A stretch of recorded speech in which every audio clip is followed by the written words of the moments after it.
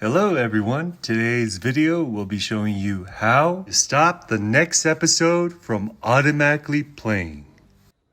Next episode automatically rolling over and then it just skips to the next episode if you don't push watch credit.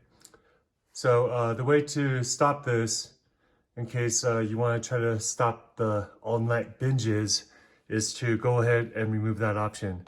So what we're going to do is we're going to go to the very top right, scroll down to manage profiles, go to your account, go on to the very bottom, you'll see autoplay controls, and then the very first one, you want to uncheck that. It says autoplay next episode in the series on all devices.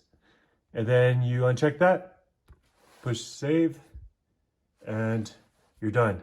So now at the end, it's not going to go automatically to the next episode, and you can stop your binges. So now you can see there's still the option, but it won't just automatically go to the next episode. You have to push. You have to push the button.